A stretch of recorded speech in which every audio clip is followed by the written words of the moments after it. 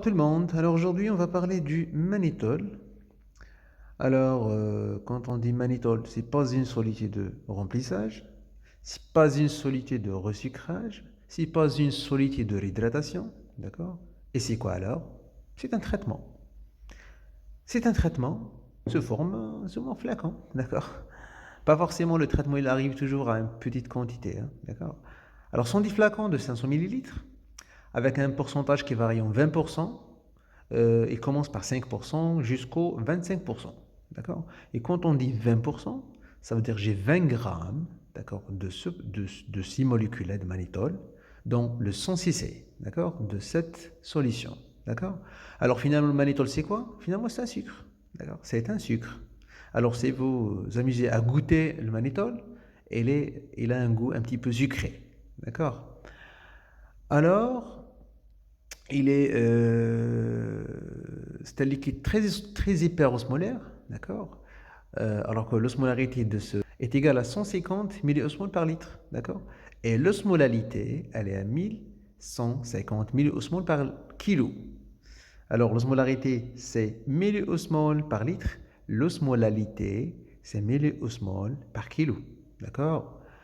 Alors, il est indiqué, comme vous connaissez tous ça, dans l'HIC, l'hypertension intracrânienne, d'accord? Et surtout secondaire, un œdème cérébral, d'accord?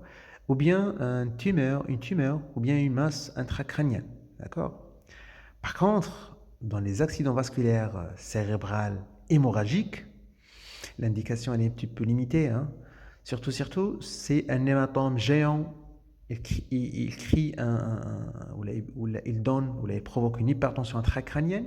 L'utilisation du mannitol ici, peut-être elle ne trouve pas une place. Pourquoi? Parce qu'il y aura un passage de ce liquide-là euh, dans les cellules.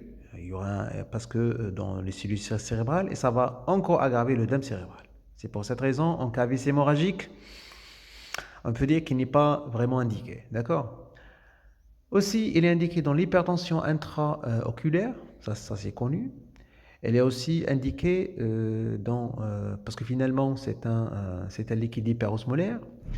Alors la perfusion de ce liquide-là, il provoque un diurèse ou bien une diurèse osmotique. D'accord? Et quand on dit une diurèse osmotique, ça peut nous aider dans l'excrétion des toxines, non? Alors c'est un patient qui a reçu des médicaments dans un but suicidaire. Alors, une petite perfusion de mannitol, ça va provoquer une diurèse osmotique et élimination rapide des toxines. Non? Oui, il paraît logique, mais l'indication n'est pas vraiment codifiée. Hein, d'accord? Alors, elle a certaines limites. D'accord? Oli aussi, il était indiqué avant comme un traitement dans l'insuffisance rénale avec oligoanurée, surtout dans la phase aiguë. Alors actuellement, il n'est plus indiqué, ça c'est pas logique du tout. Votre maladie elle est vide, alors il fait une insuffisance rénale aiguë. Alors comment ça vous rajoutez encore du mannitol? Alors, il est enlevé cette histoire d'insuffisance rénale aiguë parce que finalement, on ne cherche pas à avoir une diurèse, parce qu'on a dit que la perfusion du mannitol, elle donne une diurèse osmotique. Alors nous, derrière l'insuffisance rénale, quand on veut traiter une insuffisance rénale, on veut, oui, voir les urines, oui, c'est important pour nous, mais pas compliqué par une déshydratation ou bien par une aggravation de la situation. Pour régler le problème de l'insuffisance rénale, il faut traiter la cause, d'accord? Pas les symptômes. On ne traite pas le symptôme, on traite la cause, d'accord? Alors, oui, anciennement, oui. Actuellement, pas d'utilisation pour l'insuffisance rénale aiguë. Oublie cette histoire, d'accord? Aussi, avant, il l'utilise pour la prévention de l'insuffisance rénale chez les malades avec une rhabdomyolyse, parce que vous connaissez tous que la rhabdomyolyse, elle peut provoquer une insuffisance rénale. Alors, on utilise mannitol pour prévenir. Hop, ça, cette histoire aussi, elle n'est pas reconnue, hein, d'accord? Aussi, cette indication, elle n'est pas vraiment logique, hein, d'accord? Alors, il reste à la limite, deux indications, l'hypertension intracrânienne, d'accord? Surtout l'œdème cérébral ou bien une tumeur, ou bien l'hypertension intraoculaire. Le reste, ça reste toujours à discuter, voire interdit. D'accord? Alors, quand vous utilisez le mannitol, en général, la dose utilisée, elle est de 0,25 jusqu'au 1 gramme, et d'autres, elles partent jusqu'au 1 gramme et demi, et même d'autres, elles partent de 2 grammes par kilo, d'accord? C'est-à-dire, on a une petite marge entre 0,25 jusqu'au 2 grammes, d'accord, par kilo, d'accord, dans un bolus qui bien sûr, euh, chaque 8 heures, bien, qui est renouvelable, d'accord? Alors, cette dose varie entre 0,5 jusqu'au 2 grammes, c'est selon, bien sûr, l'état du patient. D'accord? En général, nous, devant un œdème cérébral, une petite dose à la limite de 0,5 et d'autres par de 0,25 suffit largement pour avoir un effet, d'accord? Un effet contre l'œdème. Parce que finalement, c'est un liquide hyperosmolaire. Alors, il provoque quoi? Il va augmenter l'osmolarité sanguine. Et ça va provoquer quoi? Ça va provoquer la sortie, hein, du liquide de cellules cérébrales qui souffrent d'un œdème cérébral. Le liquide il va sortir des cellules cérébrales vers le secteur vasculaire. Après, le mannitol, il va excréter dans les urines, il va aussi exercer un effet d'appel d'eau, alors il va exercer un effet de diurèse osmotique. D'accord? Alors, il va aspirer l'eau, si on peut dire, des cellules et il va l'éliminer après. D'accord? Alors toujours, quand vous voulez utiliser le mannitol, bien sûr, la dose, elle est selon l'indication, hein, d'accord? Pour le 0,25 jusqu'au 2 grammes ou bien jusqu'au 1 gramme et demi par kilo, bien sûr. On peut répéter cette histoire chaque 8 heures. Euh, il est chez l'adulte, bien sûr, hein, d'accord? L'enfant, il a d'autres doses, d'accord? Alors, avant d'utiliser le mannitol, il faut toujours être sûr qu'il n'y aura pas, ou bien vous n'avez pas des cristaux. D'accord? Vous voyez les cristaux. D'accord? Bon, finalement, les cristaux, ils se forment, hein, ils se forment dans une ambiance un petit peu froide. Alors, avant d'utiliser le mannitol, on y va, d'accord? Il faut le mettre dans un bain-marie, d'accord? Et attendre la dissolution totale de ces cristaux, d'accord? Alors, ne faites jamais perfuser, hein, une solution de mannitol avec ces cristaux. D'accord? Ça peut provoquer un problème chez le patient. Alors, pour le bolus qu'on a parlé de 0,25 jusqu'au 2 grammes, on peut le faire passer pendant 30 minutes jusqu'à 1 heure, selon l'indication toujours. D'accord? Alors aussi, pour le mannitol, quand vous faites cette perfusion, tout va bien. Alors, attention. Il faut surveiller bien votre malade, d'accord? Alors il faut faire une osmolarité, ou là il faut surveiller l'osmolarité sanguine, d'accord? C'est important. Et il faut aussi, hein, surveiller un bilan ou bien l'ionogramme, d'accord? Bon, avant de mettre le mannitol, il faut corriger, hein, un trouble ionique chez le patient avant de mettre le mannitol. D'accord? Et même après de mettre le mannitol, au perfuser du mannitol, il faut surveiller l'ionogramme du patient. Pourquoi? Parce que le mannitol, à un moment donné, ou bien au départ, si on l'utilise, au départ, il va provoquer une hyponatrémie. D'accord?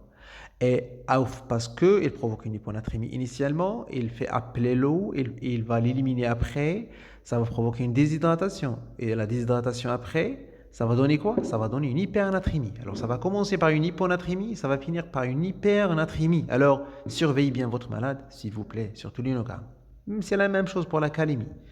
Il y a une diurèse osmotique, on a une quantité très importante des urines est éliminée, alors il faut surveiller le potassium qui est éliminé aussi. Alors faites un ionogramme après, d'accord? Risque de faire que le malade il fait une hypocalémie. Il peut aussi faire une hypercalémie, hein, d'accord? Surtout, le mannitol, s'il provoque une insuffisance rénale. Aussi, il faut bien sûr surveiller le récréate, hein, parce que, comme on a dit, le mannitol peut provoquer une insuffisance rénale, hein, d'accord? Alors attention.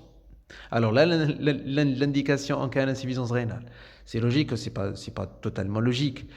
Alors, il faut surveiller la fonction rénale après l'utilisation du mannitol. Si la fonction rénale commence à s'altérer, ou bien la diurèse commence à s'arrêter, arrêtez de perfuser le mannitol. D'accord?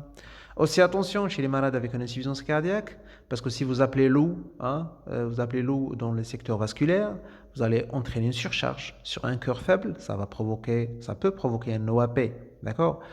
C'est valable aussi pour les insuffisances rénales déjà, hein, d'accord? Avec une surcharge. Alors attention, la perfusion de cette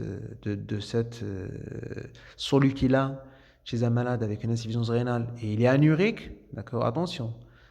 Pour une autre raison, hein, pas pour l'insuffisance rénale, pour par exemple une œdème cérébrale. Ça peut provoquer une surcharge, un OAP de surcharge, d'accord. Aussi, il peut aggraver aussi la fonction rénale, d'accord. Alors attention, chez les malades avec une insuffisance rénale, soyez prudent, d'accord? Et toujours selon le pour et le contre et selon l'indication, d'accord? Initialement, si votre malade il fait un OAP, alors on ne perfuse plus de magnétol, du magnétol, vous allez encore aggraver la surcharge. Si votre malade il a une insuffisance cardiaque avec sévère, vous allez aggraver la situation parce que vous allez perfuser un volume d'une manière rapide, sur 30 minutes par exemple, et vous allez ramener l'eau dans le secteur vasculaire et ça peut provoquer des problèmes, d'accord? Et aussi, n'oubliez pas de surveiller l'osmolarité de votre malade.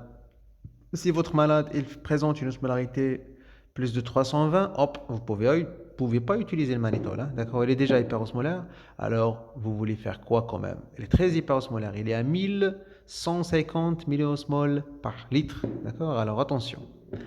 En gros, voilà le magnétol. Vous pouvez l'utiliser, mais selon des indications strictes.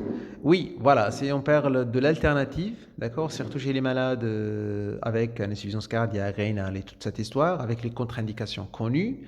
Et voilà, on a oublié une chose très importante. Quand vous perfusez de magnétol pour un malade X, pour un œdème cérébral, il faut attendre à une durée osmotique.